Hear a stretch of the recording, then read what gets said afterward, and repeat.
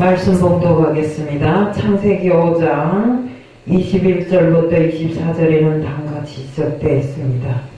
에녹은 65세에 무드셀라를 낳았고 무드셀라를 낳은 후 300년을 하나님과 동행하며 자녀를 낳았으며 그가 365세를 항수하였더라.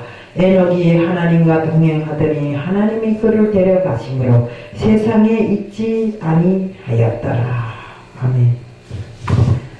저는 이 시간에 하나님과 동행하는 자라는 제목을 들고 나왔습니다. 기도드리겠습니다. 사랑의 하나님 아버지 감사합니다. 저는 오늘 이 시간 하나님과 동행하는 자라는 제목을 들고 다녔었습니다. 우리들이 하나님과 동행하기 위해서는 어떻게 해야 됩니까? 우리가 정말 성경에 있는 바와 같이 항상 정말 예배를 중시하고 그 예배를 통해서 하나님과 만나는 시간을 마련해야 하며 또 하나님과 만나서 하나님과 교제하는 시간을 마련해야 되는 것입니다. 우리가 그렇게 하려면 어떻게 해야 하겠습니까? 기도로서 항상 하나님과 정말 교제하고 하나님께서 기뻐하시는 일을 우리가 할 수 있도록 꼭 해야 할 줄을 이 시간을 통해서 정말 저희들 배우게 하여 주옵소서. 이 시간도 모든 것 다 주님 앞에 맡겨오며 예수 그리스도 이름 받도록 감사하며 기도드리옵나이다. 아멘. 아멘. 우리 신앙이 중요한 것은 우리에게 이미 와 계시는 주님과 동행하는 길입니다. 이것이 바로 신앙 성숙의 큰 비밀인 것입니다. 마태복음 28장 20절에는 다음같이 지적되어 있습니다. 내가 너희에게 분부한 모든 것을 가르쳐 지키게 하라. 볼지어다 내가 세상을 끝날까지 너희와 항상 함께 있으리라 하시니라. 성경이 말하는 능력있고 승리하는 신앙인의 비결은 바로 하나님과 동행이었습니다. 우리 사도 바울을 보십시오. 그는 율법에 열심히 예수를 믿는 사람들을 쫓아다니면서 핍박하고 그들을 잡아들였습니다. 이러고 또 그들을 죽이고 이렇게 하던 중에 그가 다메섹으로 가다가 예수님을 영접하게 된 것입니다. 이렇게 예수님을 영접한 그 순간부터 그는 예수를 증거하는 사람이 되었습니다. 이처럼 신앙인에서 주님과 분명한 것은 만남의 순간인 것입니다.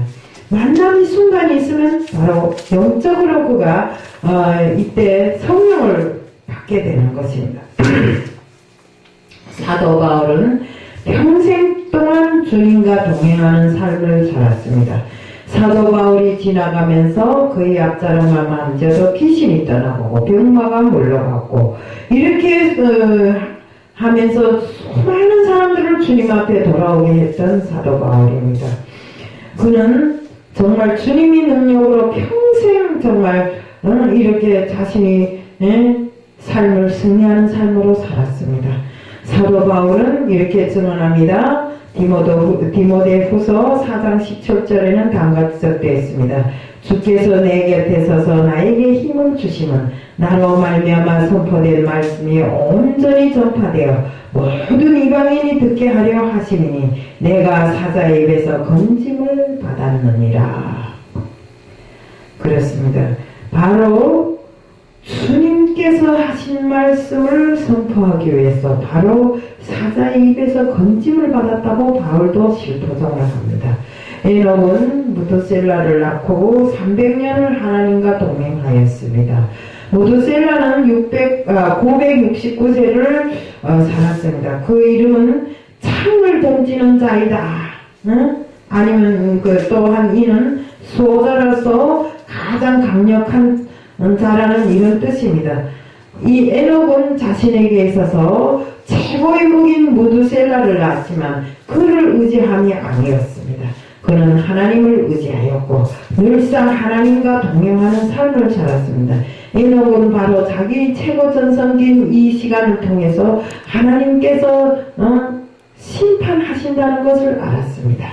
그렇기 때문에 그는 하나님의 심판이 가장 복 있는 순간이라는 것 자체도 알았습니다.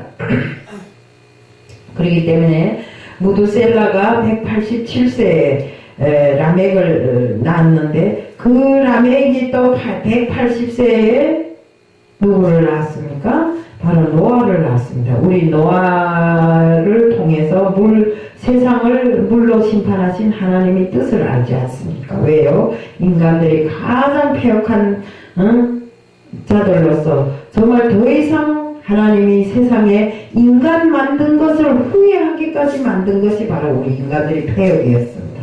그렇기 때문에 하나님께서는 바로 인간을 심판해서 정말 물로 세상을 심판하는 이런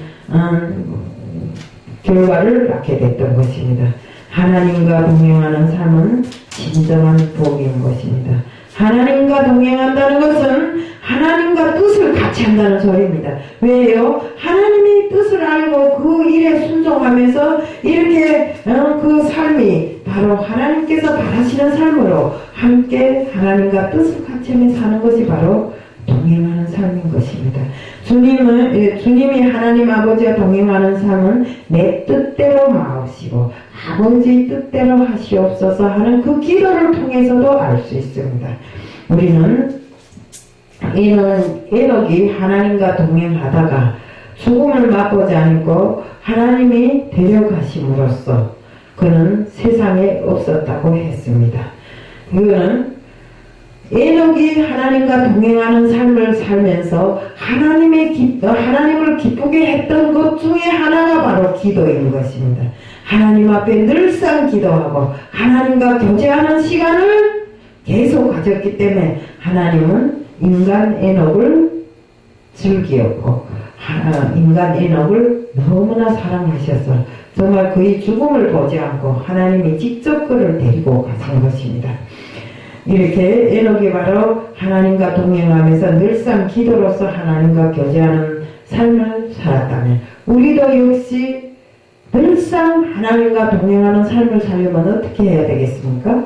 바로 늘상 어떤 일에서나 기도하는 삶을 살아야 되고 더욱이는 우리가 주일 예배, 수요 예배, 금요 예배를 통해서 하나님을 만나는 순간을 마련해야 되는 것입니다. 그런데 어떻습니까? 인간들은 입으로는 하나님과 만나는 순간, 하나님 앞에 기도하는 순간을 마련한다고 하면서도 실제적으로 정말 우리 이 예배에 참여하는 것이 참여하는 자세부터가 달려있는 것입니다.